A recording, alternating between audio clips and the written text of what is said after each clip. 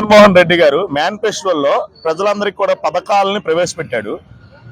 మేము జగనన్న పథకాలని ప్రజలందరికీ కూడా ప్రవేశపెడతాం అని చెప్పి పింఛనే కానీ అలా మహిళలకే కానీ ఇప్పుడు ఆల్రెడీ విద్యా దీవెనే కానీ ఇవన్నీ కూడా చెప్తారు. ఆ పథకాల గురించి మాయే మేనిఫెస్టోల పథకాలు మేమే ఇస్తున్నాం అని చెప్పి అంటున్నారు. మీరు కేంద్రం ఇస్తుందని చెప్పి అంటున్నారు. ఈ రెండిట్లో ఏది నిజం అంటారు, ఏది కరెక్ట్ కాదంటారు? ప్రజలకి 2019లో ఏ విధంగా అయితే ఒక్క ఛాన్స్ అని చెప్పి జగన్మోహన్ రెడ్డి మభ్యపెట్టి ఏదైతే మేనిఫెస్టో విడుదల చేశాడో ఆ మేనిఫెస్టోకే ఈరోజు ప్రజలు నమ్మే పరిస్థితి లేదు. ఒక్కసారి ఛాన్స్ ఇవ్వన్న పాపానికి ప్రజలు అవకాశం ఇస్తే ఈరోజు ప్రజల్ని, ఆంధ్రప్రదేశ్ ప్రజల్ని జగన్మోహన్ రెడ్డి పామై కాటేస్తా ఉన్నాడు.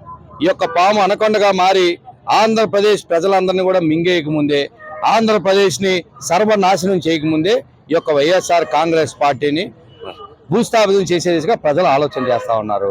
2019లో ఇచ్చినటువంటి మేనిఫెస్టోని ఈ రోజు దాకా 2024 వచ్చిన 5 సంవత్సరాల కాలంలో కూడా నెరవేర్చలేని పరిస్థితిలో మళ్ళీ కొత్త మేనిఫెస్టో తెచ్చి 2024లో ఇది నెరవేరుస్తానంటే ప్రజలు అమాయకులు కాదు, ప్రజల పిచ్చోళ్ళు కాదు, ప్రజల విజ్ఞత కలిగినటువంటి ప్రజలు, విజ్ఞానులు తప్పకుండా ఈ యొక్క మేనిఫెస్టోని, జగన్మోహన్ రెడ్డిని, వైఎస్ఆర్ కాంగ్రెస్ పార్టీని తరిమి కొట్టడం ఖాయం అని చెప్పి ఈ సందర్భంగా తెలియజేసుకుంటా ఉన్నాం.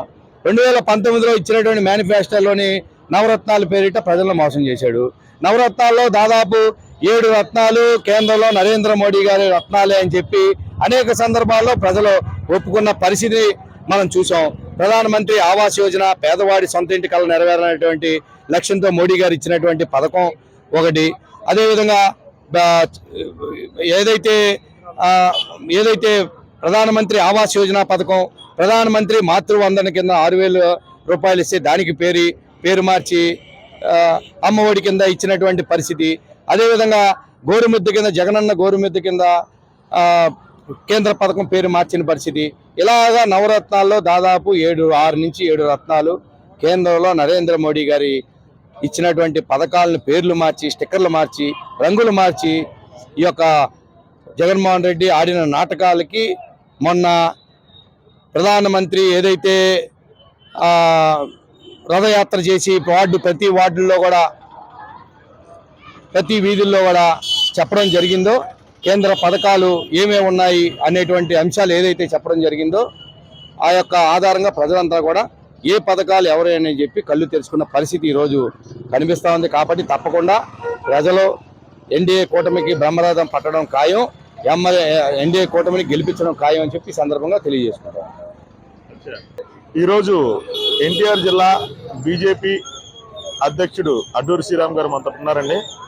ఏదైతే పశ్చిమ నియోజకవర్గం అభ్యర్థి ఆసిఫ్ ఉన్నాడో వైసీపీ పార్టీ, ఆయన పశ్చిమ నియోజకవర్గంలో సుజనా చౌదరి గారు నాయకుల్ని డబ్బులు ఇచ్చి కొంటున్నారు, పథకాలు చెప్పి ఒక్కొక్కరికి ఇది ఇస్తాము అది ఇస్తామని చెప్పి మభ్యపెట్టి వాళ్ళని వాళ్ళ వైపు తిప్పుకుంటున్నారు అని చెప్పి అంటారు. సార్ అధ్యక్షుడు గారు, మీరు దాన్ని బట్టి ఏం చెప్దాం అనుకున్నారు ప్రజలకి?